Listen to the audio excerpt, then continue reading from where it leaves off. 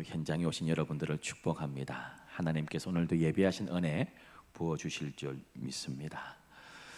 오늘 말씀을 제가 한 주간 준비하면서 마음이 참 무겁기도 하고요, 참 이런 설교하기가 부끄러운 마음도 들었습니다. 설교하기 힘든 내용이기도 하고 어찌 보면 설교 듣기 힘든 내용이기도 하지만 최대한 제가 무겁지 않게 준비하려고는 했습니다. 우리 노예에 또 같은 시찰, 즉 우리 남산동에 한 후배 목사님이 있습니다. 이름만 대면 알 수 있는 대한민국에서 손가락 안에 꼽히는 서울에 있는 명문사립대학 경제학과를 졸업했습니다. Y대학이라면 아시겠죠? 그리고 또 다른 대학에서 사회복지를 석사과정을 대학원을 나왔습니다. 그리고 도미해서 미국에서 샌프란시스코에서 5년간 미국 유학을 마치고 상담학 박사학위를 받고 귀국하고요, 이어서 우리 총신대학원 입학해서 목사가 되었습니다. 학력을 놓고 보면 굉장히 화려한 스펙을 가지고 있습니다. 그런데 전부 다 거짓말이었습니다. 학력 거짓말뿐 아니라 가정사와 여러 가지의 거짓말이 다 들통나면서 몇 년 전에 면직당했습니다. 면직이란 말은 목사직 자체를 박탈하는 겁니다. 목사 받은 거 취소, 너는 목사 아니야, 이 소리입니다. 참 부끄럽기도 하고 안타까운 일이기도 했습니다. 과거에 우리 많은 연예인들이 허위 학력으로 공개적으로 사과하기도 했습니다. 우리 한국교회 초창기 시절, 지금부터 7, 80년 전만 해도요, 아니요, 한 50년 전만 해도 예수 믿는 사람이라면 그래도 정직하다고 믿어주었습니다. 왕 도둑놈 같은 사람도 예수 믿으면 변화되고요, 사람이 달라진다고 믿었습니다. 그러나 오늘날 상황은 다릅니다. 어쩌다가 성도 가운데 유별나게 정직한 사람이 보입니다. 나는 예수 믿는 사람입니다. 비록 손해보고 욕을 먹어도 제가 그렇게 거짓말하지 않고 차라리 이익을 포기하고 손해보겠습니다 하고 버티는 사람도 어쩌다가 있습니다. 그러면 주변 사람들이 놀랍니다. 그리고 마음으로 감동받습니다. 그리고 돌아서서 수근거리는 말이 있습니다. 야, 예수 믿는 사람들 가운데도 저런 사람이 있네, 그렇게 말합니다. 무엇을 의미합니까?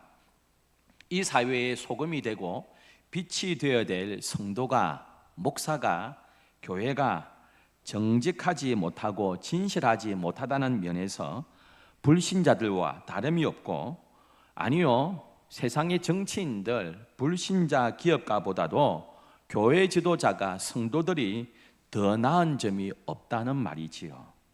이런 상황을 우리가 맞고 있습니다.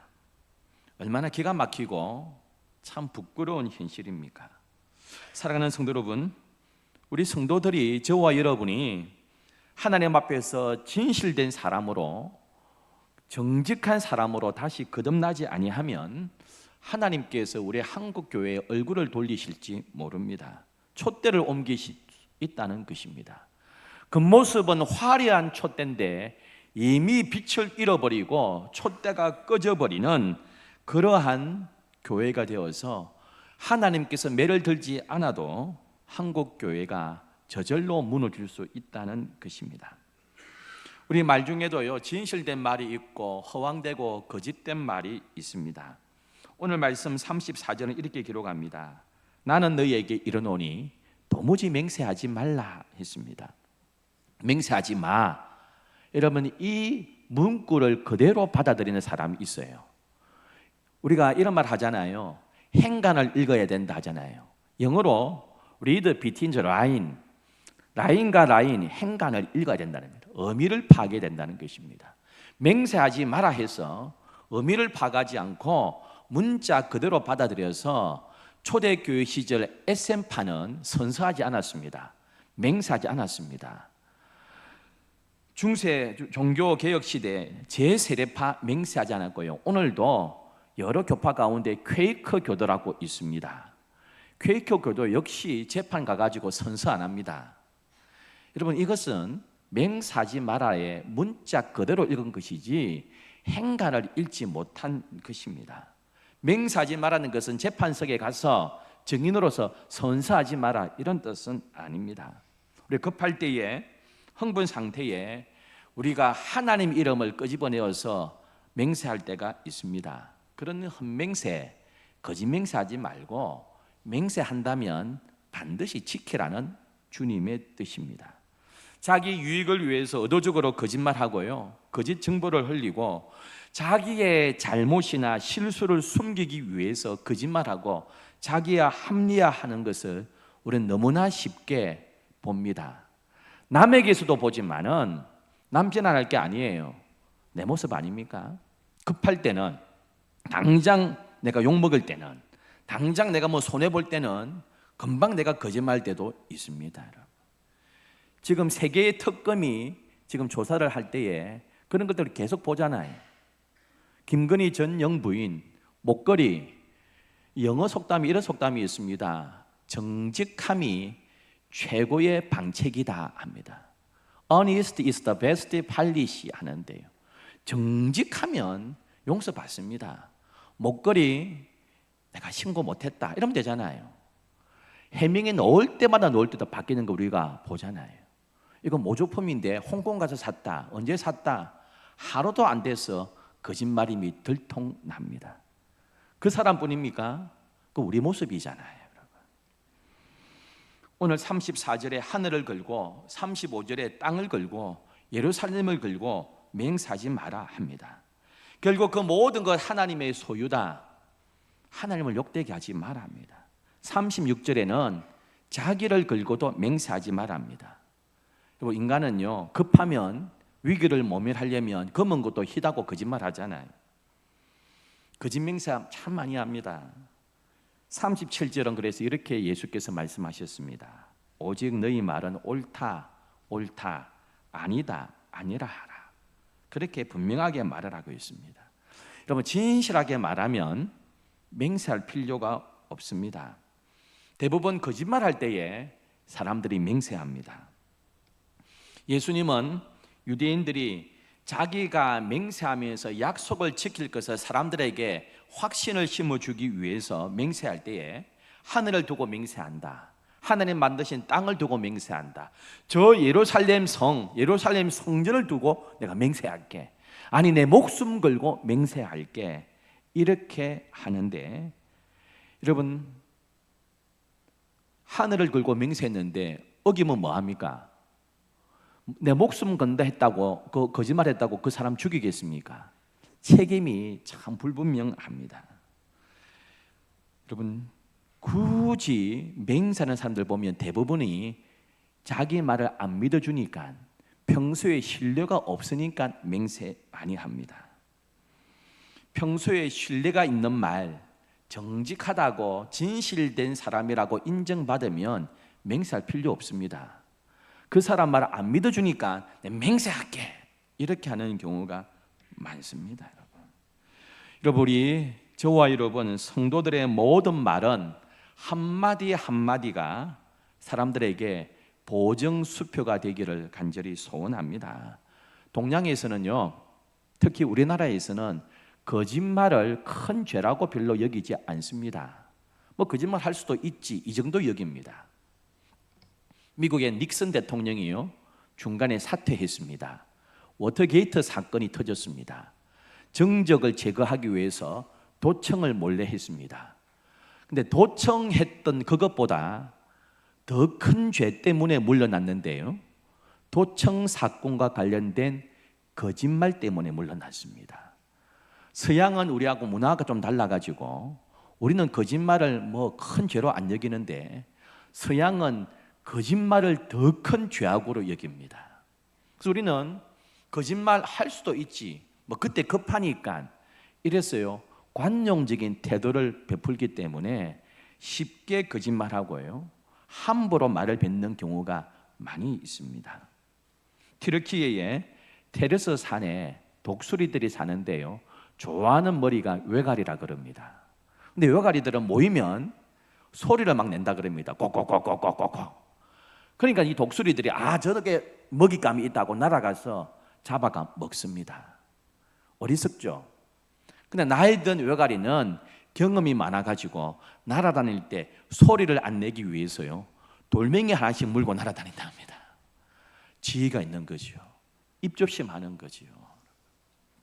여러분, 저와 여러분 더 주님 앞에서 우리 말에서 정직한 성도로 더욱더 주 앞에 나가기를 주의 이름으로 축원합니다. 저와 여러분의 말에 신빙성이 있어야 됩니다. 신뢰가 가야 됩니다.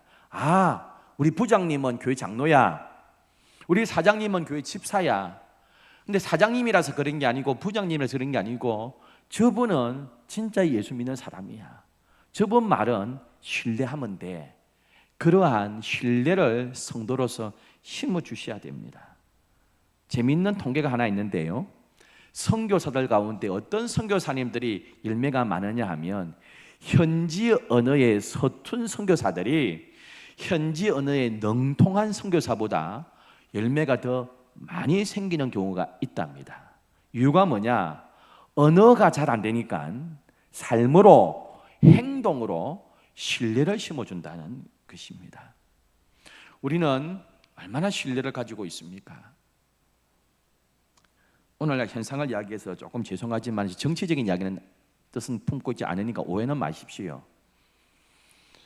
벌써 1년이 넘었죠. 해병대에 최상병이 수색하다가 급류에 휘말려서 죽었습니다. 우리 교회도요, 이렇게 아들을 군대에 보낸 부모들이 있는데요, 얼마나 참 기도하고 있겠습니까? 입대한 지 얼마 되지 않은 그 아들이 그렇게 급류에 휘둘려 왔는데, 그 사단장, 임성근 사단장이 있습니다. 몇 번 언론 플레이했습니다. 특검이 부르지도 않았는데 나를 기소해라, 내가 모든 걸 이야기하겠다 하고 또 막 기자들 앞에서 막 이야기합니다. 그런데 막상 특검이 불러서 와서 다 밝히라고 조사실에 불렀더니 묵비권을 행사했습니다. 한마디 말도 하지 않았습니다. 부르기 전에는 모든 걸 내가 말하겠다 하고 막 기자를, 내가 무슨 잘못했느냐, 내가 모든 상황을 밝혔겠다 해놓고 조사실 가서는 묵비권 행세 말 안 합니다. 진실 말하면 안 됩니까? 근데 그분이 안수 집사입니다. 이런 부끄럽게도. 너무 심각해져서 제가 조금 다른 이야기 한번 하려고 합니다. 어떤 기독교인 여자 교수님이 청년들 대상으로 특강을 할 때 자기 경험을 이야기했어요.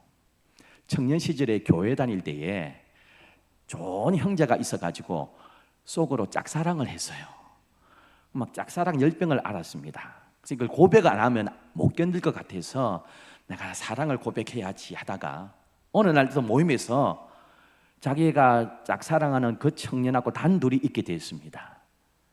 지금이 기회다. 이걸 내가 고백 안 하면 견딜 수가 없다 해서 자기의 그 사랑의 감정을 가득 담아서 정말 아름답고 로맨틱한 단어를 골라서 그 사랑을 하면서 프로포즈를 했습니다. 그 사랑을, 고백을 다 들은 이 형제가 드디어 대답을 하기 시작했습니다. 근데 이렇게 대답했습니다. 자매님, 저도 자매님을 주 안에서 사랑합니다 했습니다. 그 이야기 듣고요, 이 교수님이 엄청 상처받았습니다. 주 안에서 사랑합니다, 이 말은 사랑 안 한다는 소리구나. 사랑 안 한다는 소리구나. 나는 당신에 대해서 연애 감정이 전혀 없어요. 이 표현을 주 안에서 사랑합니다 이렇게 포장하는구나. 이렇게 상처를 엄청 받았습니다. 저는 그냥 연애 감정이 안 생깁니다, 그냥 교회 자매입니다 이렇게 말하면 안 돼? 무슨 주 안에서 사랑합니다 이렇게 표현해? 그러면서 상처받았다는 거예요. 여러분, 여러분, 주 안에서 사랑하지 마시고 우리 모두 가족처럼 사랑하는 저와 여러분 되기를 축원합니다. 여러분, 주 안에서 사랑합니다. 이 말은 사랑 안 합니다. 이 말이 뭐예요? 형식적으로 그냥 사랑합니다. 이런 표현을 나한테 했구나. 주 안에서라는 단어를 포함해 놓고요, 사랑합니다 말은 거짓말 아닙니까, 여러분? 나는 너를 이성적으로 전혀 사랑 안 해, 이 소리잖아요. 오늘 본문에서 예수께서 하시는 말씀이 그와 같은 경우입니다. 하나님께서 만드신 하늘 두고 맹세한다. 이제 속내를 감추는 것입니다. 37절에 오직 너희 말은 옳다, 옳다, 아니면 아니다, 아니다, 분명하게 그것으로 신뢰를 주면 된다, 그렇게 말씀하고 있습니다. 마음이 전혀 없으면서 당신을 주 안에서 사랑합니다, 그렇게 할 필요가 없다, 이 말입니다. 여러분, 저와 여러분의 이 한마디 한마디가 믿지 않는 이웃들에게, 아니 우리 스스로 우리 성도들에게 정직하게 나가고요, 신뢰감을 주는 우리의 말이 되기를 주의 이름으로 축원합니다. 또 하나, 우리의 말에는 책임감이 있어야 됩니다. 뱉어버리고 난 몰라 하시면 안 됩니다. 내가 하는 말에 책임을 져야 됩니다. 내가 들어서 전달하는 말에는 더 책임을 져야 됩니다. 누가 그러되 할 때는요, 내가 하는 말이라고 책임져야 됩니다. 난 몰라, 그 사람이 그래서 하면 안 됩니다. 분명히 확인하고 전달하는 입장에서도 그 말에 아니면 내가 책임지겠다는 책임감을 가지고 이야기해야 됩니다. 누가 그러대 하면서 툭툭 던진 한마디가 상대방에게 큰 상처가 될 수도 있기 때문입니다. 예수님은 설교하셨고요, 설교하신 그 말씀에 책임지셨습니다. 그런 면에서는 설교자인 저도요, 참 부끄럽습니다. 여러분, 목사가 설교할 때 여러분 늘 가책을 가지면서 설교합니다. 나는 그 설교대로 살 수 있는가, 그 설교대로 사는가 합니다. 예수님은 그 설교대로 사셨어요. 책임지셨습니다.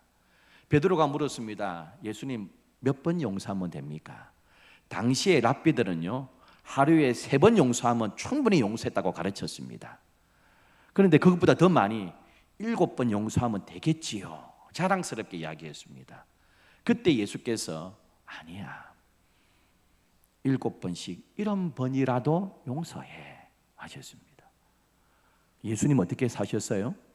십자가 위에서요, 그 조롱하는 많은 병사와 그 많은 사람들을 향하여 아버지, 저들을 용서하소서. 예수님은 설교하신 대로 용서하셨습니다. 그는 설교하신 대로 죽으셨고, 설교하신 대로 부활하셨고, 설교하신 대로 승천하셨고요, 설교하신 대로 재림하실 줄 믿습니다.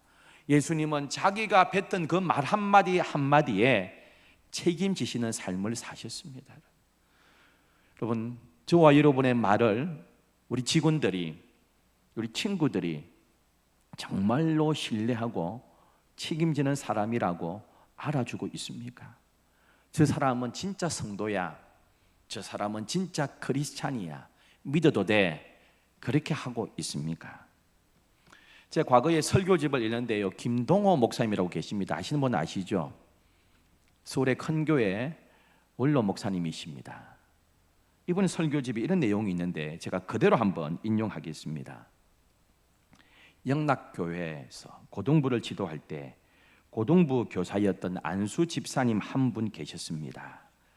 옛날 세금정에 2층 집을 가지고 계셨는데 그 집을 친구 빚 보증을 잘못 서서 잃어버리셨던 분입니다. 친구가 빚을 갚지 못하자 채권자가 보증을 쓴 그 집사님에게 책임을 지고 갚아달라고 이야기했습니다. 그 집사님은 보증을 쓴 당신이 책임을 지라고 요구하는 채권자에게 집을 팔아 갚겠다고 약속했습니다. 너무 순순히 책임을 지겠다는 말이 믿어지지 않아 채권자가 정말이야? 묻자 그 집사님은 예수 믿는 사람은 말한 대로 삽니다 라고 말한 후에 집을 팔아서 친구의 빚을 대신 갚아 주었습니다. 그리고 남은 돈으로 서울 변두리에 땅을 사서 집을 지었습니다. 그런데 그 변두리가 한강 옆 영동 리버사이드 호텔 옆이었습니다. 그때는 거기가 서울의 변두리여서 땅값이 아주 쌌습니다. 제가 신방을 간 곳은 바로 그 집이었는데, 그때 그 집사님은 웃으시면서, 목사님, 지금 이 집을 팔면 그때 잃어버렸던 세금정 집을 세 채를 사고도 남습니다 라고 했습니다. 저는 지금도 그때의 그 통쾌함을 잊을 수가 없습니다 라고 적었습니다. 이것이 진짜 간증 아닙니까, 여러분? 마태복음 12장 36절에 이렇게 기록합니다. 내가 너희에게 이르노니 사람이 무슨 무익한 말을 하든지 심판날에 이에 대하여 신문을 받으리니 내 말로 어렵다함을 받고 내 말로 정죄함을 받으리라. 할렐루야. 마지막 주님 앞에 설 때 우리가 뱉은 그 모든 말에 대해서요, 칭찬받을 것이고 책망받을 수도 있습니다. 하나님은 진실된 언어, 정직한 사람을 기뻐하시는 줄 믿습니다. 지금 당장에 거짓말하면 이익 볼 수 있습니다. 지금 당장 거짓말하면 위기를 모면할 수 있습니다. 그러나 길게 보셔야 됩니다. 우리는 가까이 보면 위기를 모면하고 당장 이익될 수 있지만 인생은 길지 않습니까? 하나님은 크게 놓고 보시는 분 아닙니까? 거짓말하는 자를 축복해 주시겠습니까? 진실된 사람을 축복해 주시겠습니까? 길게 보면요, 정직한 사람, 진실된 입술을 가진 사람을 하나님께서 기뻐하시는 줄 믿습니다. 저와 여러분, 세상에 사람들을 구원하라고 부르심을 받은 하나님의 정인들 아닙니까? 정인들의 말은 신뢰가 있어야 되고 책임을 져야 됩니다. 여러분, 한번 생각해 보세요. 우리는 그리스도의 복음, 생명의 진리를 위해서 세상에 보내심을 받은 정인들입니다. 그런데 정인들의 말에 신뢰가 없다면 누가 믿겠습니까? 우리가 전도하는데 저 사람은 입술이 거짓말이 붙은 사람이야, 저 사람의 삶은 신뢰가 안 돼, 그러면 우리가 전하는 예수님을 누가 믿겠습니까? 저 사람은 믿을만해. 세상 사람들 다 거짓말해도 저 김 집사는 거짓말 안 해. 왜? 예수 믿는 사람이니까. 이렇게 보정수표가 되면 우리 통해서 구원받지 않겠습니까? 그리스의 철학자 제논에게 허영심이 많은 제자가 명이 있었습니다. 사치를 좋아하고 부자라고 돈을 물쓰듯이 쓰는 사람이었습니다. 철학자 제논이 하루는 그 제자를 조용히 불러가 이런 이야기했습니다. 야단쳤습니다.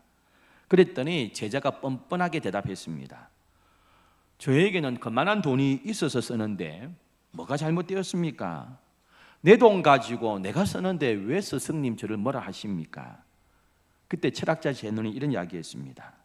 소금이 많다고 요리하는 사람이 그 요리에다가 소금을 많이 집어넣어도 되겠느냐? 무슨 일이든지 절제가 필요하다 했습니다. 말이라고 다 같은 말 아닙니다. 공동체를 세우는 말, 정직한 말, 진실한 말이 사회를 살리는 것이고요, 하나님의 백성을 하나님의 백성답게 만드는 줄 믿습니다. 여러분, 저는 오늘날 작금의 사태를 보면서 그리스도인으로서 참 부끄럽습니다.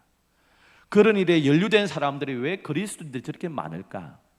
그리스도인이라면 그때 제가 실수했습니다, 잘못했습니다, 사실은 이런 일이 있었습니다, 용서해 주시고 벌은 제가 받겠습니다 하면 안 될까요? 그러면 더 빛나지 않겠습니까? 왜 묵비권을 행사하고 거짓말을 줄줄이 늘어놓으면서 교회의 명예를, 하나님의 명예를 땅에 떨어뜨리고 있습니까? 저와 여러분, 더욱더 하나님 앞에 다시 거듭나는 사람으로, 다시 정직한 사람으로, 우리의 입술이 진실한 입술로서는 저와 여러분 되기를 주의 이름으로 축원합니다. 시편 15편을 읽으면서 제가 말씀을 마무리하고자 합니다. 여호와여, 주의 장막에 머무를 자 누구오며 주의 성산에 사는 자 누구 오니이까?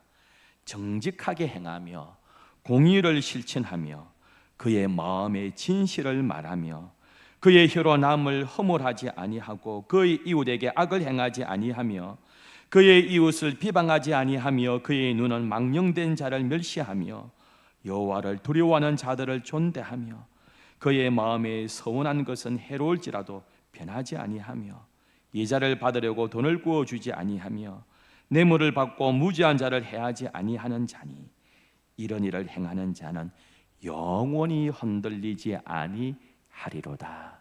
아멘. 기도하겠습니다. 사랑의 하나님 아버지,